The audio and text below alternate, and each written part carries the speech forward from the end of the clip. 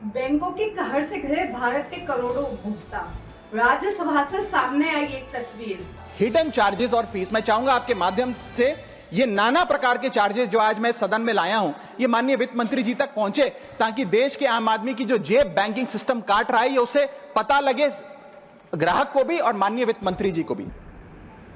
Bank आपकी जेब काट रहे हैं, कैसे कैसे काट रहे हैं? क्या आज भी बैंक आम ग्राहकों को विभिन्न चार्ज लगाकर ठग रहे हैं? शुक्रिया मैडम कि आपने मुझे बैंकिंग बिल 2024 पर बात करने का मौका दिया। सर, बैंक ईंट या सीमेंट से बनी किसी इमारत का नाम नहीं है। बैंक सिर्फ किसी स्टील या एल्यूमिनियम से बने एटीएम का नाम नहीं है, और बैंक ना ही एक काउंटर से दूसरे काउंटर पर दौड़ रहे बैंक ग्राहकों की उस दौड़ का नाम है। बैंक नाम है विश्वास का, बैंक नाम है अधिकार का, न्याय का, समानता का। लेकिन पिछले कुछ वर्षों में यह विश्वास जो ग्राहकों का बैंकिंग व्यवस्था में था, वो कहीं ना कहीं कमजोर होता नजर आ रहा है, और उसके कुछ बुनियादी कारण, बहुत ही बेसिक कारण आज मैं सदन में आपके माध्यम से सरकार के सामने रखना चाहूंगा। सबसे पहला, पुअर कस्टमर सर्विस। यदि आज किसी ग्राहक को सरकारी बैंक में किसी काम से जाना हो, तो मान लीजिए उसके ग्रह खराब चल रहे हैं और दिहाड़ी भी खराब होगी। कोई नौकरी पेशा आदमी हो तो ऑफिस से छुट्टी लेनी पड़ती है, कोई स्टूडेंट हो तो प्रैक्टिकल का एग्जाम मिस करना पड़ता है, यहां तक कि साधारण सी पासबुक अपडेट कराने भी जाना हो तो वो भी एक संघर्षशील सफर में तब्दील हो जाता है। मैडम, आप जब किसी सरकारी बैंक में घुसते हैं तो ऐसा लगता है कि 80 या 90 की दशक की किसी इमारत में आ गए हैं, जहां पे दीवारें उखड़ रही होती हैं, पंखा अपनी मर्जी से चलता है और लाइनें रेल टिकट से भी ज्यादा लंबी होती हैं। इसके बाद जब आप काउंटर नंबर 1 पे पहुंचते हैं तो बताया जाता है काम यहां नहीं होगा, काउंटर नंबर 4 पर जाइए। जब काउंटर नंबर 4 पे जाते हैं तो बताया जाएगा यहां पर भी काम नहीं होगा, फर्स्ट फ्लोर पर जाइए। और जब आप थके हारे फर्स्ट फ्लोर पर पहुंचते हैं तो बताया जाता है कि लंच हो गया है, लंच के बाद 2 बजे आइएगा। 2:15 पहुंचते हैं तो बताया जाता है कि लंच एक्सटेंड हो गया, अभी कर्मचारी गुलाब जामुन खा रहे हैं। यह व्यवस्था है कस्टमर सर्विस की एक सरकारी बैंक में। और आज हम जहां चांद पर पहुंच गए, यूपीआई से गोलगप्पे खरीद रहे हैं, लेकिन हमारी सरकारी बैंकिंग व्यवस्था 80-90 के दशक से बाहर नहीं आ पा रही है। आपको जानकर हैरानी होगी कि एक वर्ष में बैंकों के खिलाफ 1 करोड़ से अधिक शिकायतें आई हैं। अभी आरबीआई के गवर्नर ने हाल ही में एक प्रेस कॉन्फ्रेंस कर वित्तीय वर्ष 23-24 की रिपोर्ट जारी करते हुए कहा कि 95 शेड्यूल्ड कमर्शियल बैंक्स में एक साल में, एक वित्तीय वर्ष में 1 करोड़ से ज्यादा कस्टमर सर्विस से संबंधी कंप्लेंट्स आई हैं। और ये तो वो कंप्लेंट्स हैं जिन लोगों को पता था कंप्लेंट कैसे दर्ज करानी है और उन्होंने दर्ज कराई। न जाने ऐसी कितनी कंप्लेंट्स होंगी जो सिस्टम में कैद ही नहीं हुई। इसी के साथ साथ बैंकिंग कोड और स्टैंडर्ड्स बोर्ड ऑफ इंडिया का एक सर्वे बताता है कि 45% बैंक कस्टमर्स बैंकिंग व्यवस्था से डिससैटिस्फाइड हैं, असंतुष्ट हैं। और मैं चाहूंगा आपके माध्यम से सरकार के कानों तक ये बात पहुंचे कि डिजिटल सर्विसेज का एक कस्टमर सेटिस्फैक्शन ऑडिट कराना चाहिए सरकारी बैंकों का, कि क्या हमारी सरकारी बैंकों की वेबसाइट का इंटरफेस या मोबाइल एप्लीकेशंस सरल हैं, अच्छी हैं, या कस्टमर्स उससे त्रस्त हैं। देहात इलाकों के ग्रामीण क्या बैंक से ऋण या आर्थिक मदद लेने की जगह साहूकारों से शोषित होने के लिए मजबूर हैं? यह हम नहीं कह रहे, यह बात देश की राज्यसभा में उठी है। दूसरा बड़ी समस्या है रूरल इंडिया के अंदर limited access to banking infrastructure. आइए गांव की ओर चलते हैं। मैडम, क्या हमारी बैंकिंग व्यवस्था ग्रामीण इलाकों तक पहुंच चुकी है? नाबार्ड की एक रिपोर्ट बताती है कि 50% of rural India is still suffering from lack of adequate access to banking.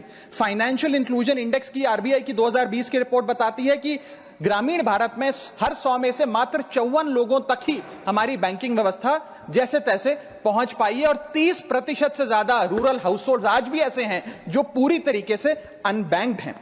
और मैम, बैंकिंग की ग्रामीण इलाकों में अगर बात करें तो बैंकिंग व्यवस्था ने ग्रामीण इलाकों के साथ सौतेला व्यवहार किया है।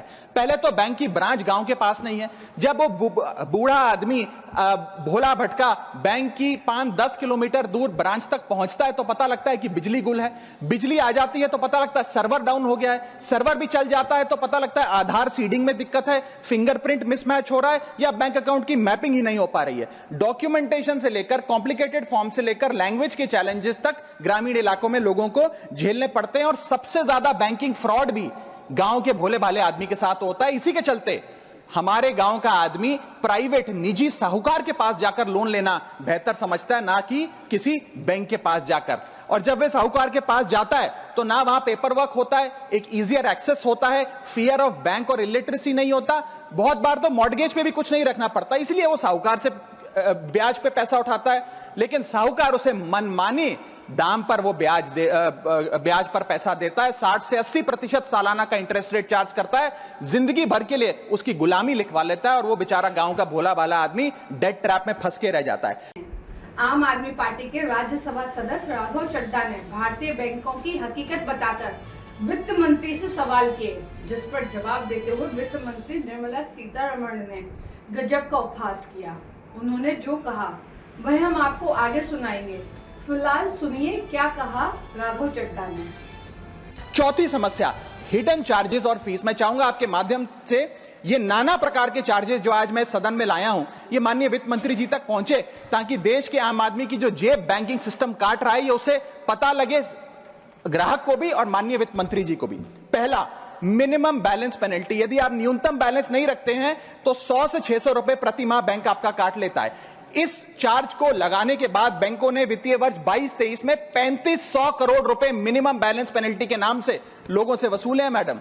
दूसरा चार्ज, एक्स्ट्रा एटीएम यूजेज। आपको एटीएम ट्रांजैक्शन के लिए 2 से 3 की मोहलत मिलती है, 2 से 3 की इजाजत मिलती है बैंकों द्वारा। अगर आप चौथा पांचवा ट्रांजैक्शन कर लें तो हर ट्रांजैक्शन पे 20 रुपए एटीएम चार्ज आपको देना पड़ता है। इनएक्टिविटी फी 100 से 200 रुपए सालाना, यानी कि अगर बैंक आप बहुत ज्यादा अपना अकाउंट यूज नहीं करते हैं तो बैंक इनएक्टिविटी के नाम पे भी चार्ज लगा देता है। फिर बैंक स्टेटमेंट आप मंगवाते हैं तो बैंक स्टेटमेंट इशुएंस चार्जेस के नाम पर आपसे 50 से 100 रुपए लेता है। फिर आप कहते हैं हमें एसएमएस अलर्ट के माध्यम से मेरे बैंक के खाते में क्या आ रहा है उसकी जानकारी मिले, तो एसएमएस अलर्ट चार्जेस के नाम पर भी प्रति क्वार्टर 20 से 25 रुपए आपसे लिया जाता है। ऑनलाइन पेमेंट करेंगे एनईएफटी की तो ट्रांजैक्शन फी भी ली जाती है। जबरदस्ती आपको पहले लोन बेचते हैं और फिर उसके बाद लोन प्रोसेसिंग फी के नाम पर 1 से 3% लोन अमाउंट का काट लेते हैं। और जब आपकी किस्मत ठीक चल रही हो और आप समय से पहले अपना लोन बकाया जो है उसका भुगतान करने बैंक पहुंच जाएं तो loan pre closure charges, early payment penalty के नाम पर भी बैंक आपसे पैसा वसूलता है। साधारण सा सिग्नेचर बदलवाना हो, नॉमिनी की डिटेल्स बदलवानी हो,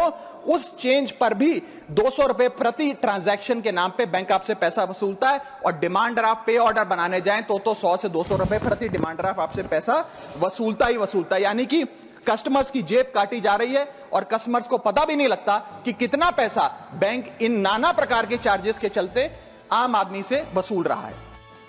I was amused, sir. If you will allow me a light-hearted exchange, if member Raghav Chadha doesn't take offense, I would like to say he'd observed the number of fans in the banks, number of fans which are working, the bank and its condition, how many whitewashed, how many not painted. I am really so satisfied. There are members of parliament who are otherwise very busy with many things international, have found time to go to the rural bank and to look at them, to say there is no fan here, there's no door here, there's no chair here. Raghav Chadha, please do more of this. It will help people within the country, because with your exposure, particularly to the Western world, you can do a lot more here. Please do. So I was very amused.